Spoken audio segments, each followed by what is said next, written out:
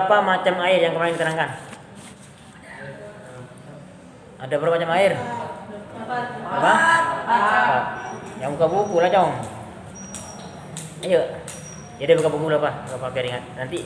Tapi lain kali jangan buka buku ya. Saya maunya kamu tuh hafal di luar kepala semua tuh tentang fikih ya. Ada berapa macam air? Satu. Apa itu?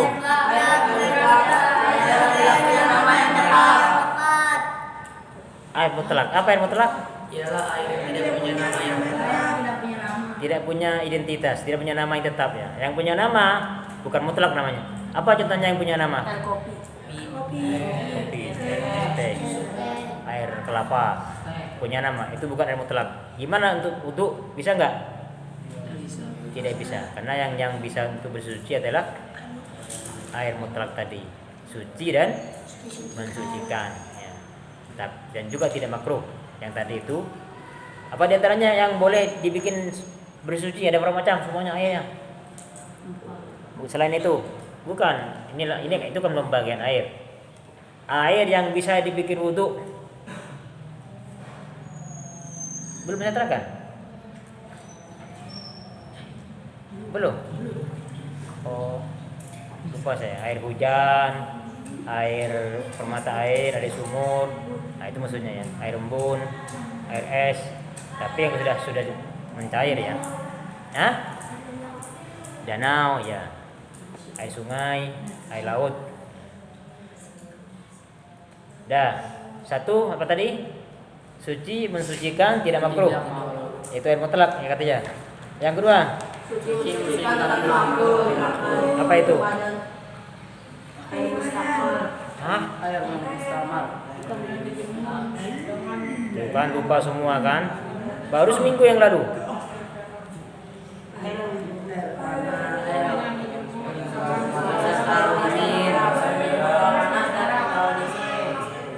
Ya, secara umum air terlalu panas, air terlalu dingin itu juga makruh ya.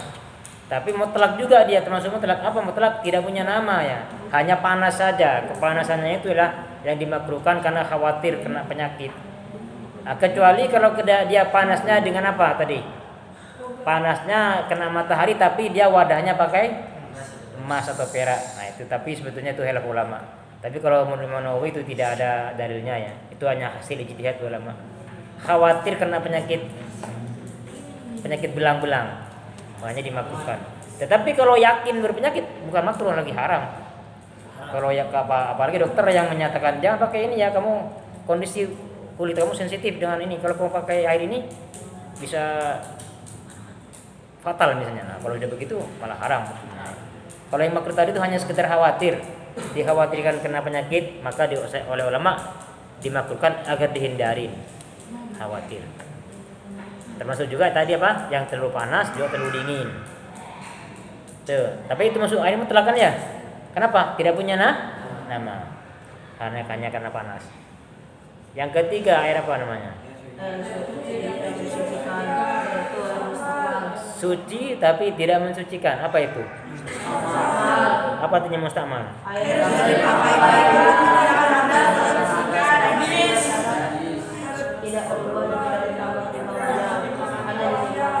Air yang sudah dipakai menghilangkan hadas atau menghilangkan najis dengan catatan tidak berubah dan tidak bertambah timbangannya. Ini saya contohkan, kalau kamu disiram itu najis lalu kamu tadahin, tapi setelah itu nggak berubah airnya setelah atau misalnya diperos bajunya diperas, setelah itu nggak berubah juga nggak bertambah timbangannya, maka itu dihukumin suci tapi tidak mensucikan. Namanya air mustakmal ya.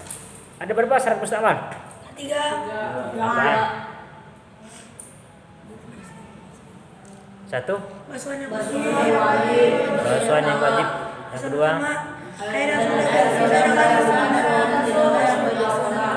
sudah berpisah dengan yang benda dibasuh. Terakhir, airnya sedikit, nggak sampai 2 kolah, hanya sedikit. Kalau air banyak nggak masalah ya. Dan juga sudah berpisah. Kalau belum berpisah maka tetap masih bisa dipakai. Saya contohin apa kemarin?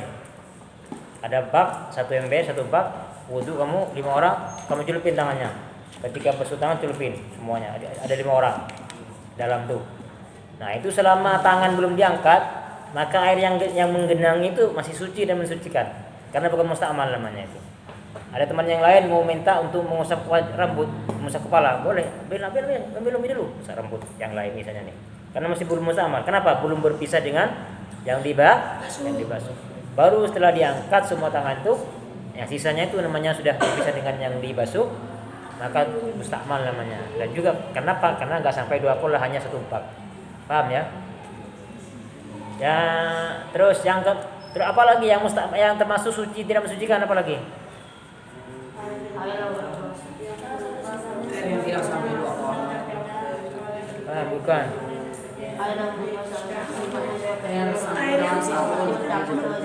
Air yang bukan begitu caranya. Air yang berubah dengan benda suci.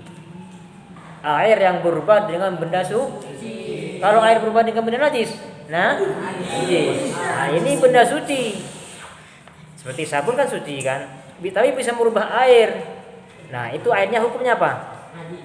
Dokan. Baru ngomongin nggak tahu. Suci tapi tidak mensucikan. Kenapa? Karena yang berubah itu adalah benda suci. Ya. Jadi air yang suci tidak mensucikan ada dua ya. 1 air musta'mal, 2 air yang berubah karena benda suci. Nah, ada lagi air yang suci tapi tetapi andai kata tadi itu yang merubah itu bisa dihindari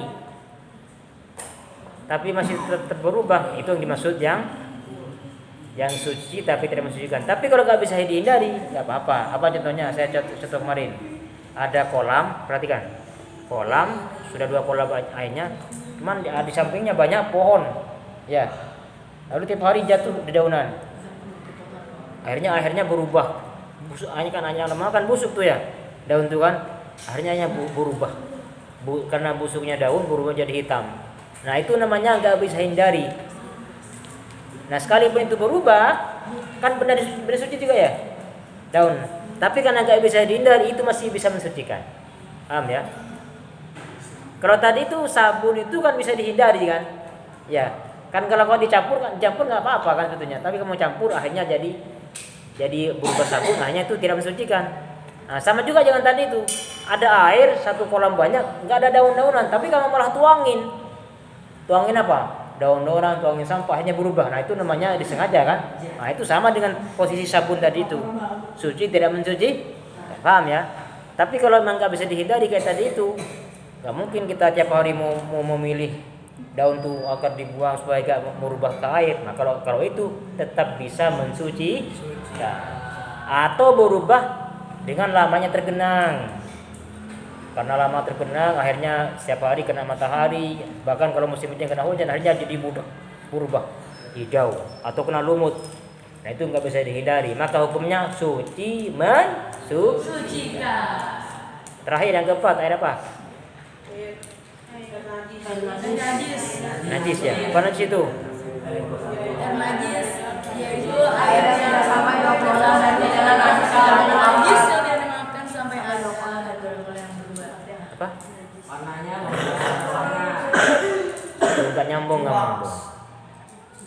Air najis itu ialah air yang tidak sampai 2 kolah terkena najis dan najisnya tidak dimaafkan.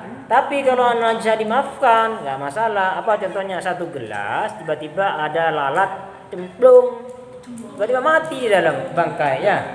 Nah, maka bangkainya lalat itu dimaafkan di air. Kenapa? Karena termasuk bangkai hewan yang tidak mengalir darah. Nah, kalau seperti itu sekalipun 1 gelas nggak najis itu. Kenapa? Karena najisnya itu dimaafkan. Apalagi yang dimaafkan najis yang tidak kelihatan oleh pandangan mata biasa. Ada lalat main-main di tembel ayam, lompat-lompat, terbang. Habis itu terbang ke air 1 gelas.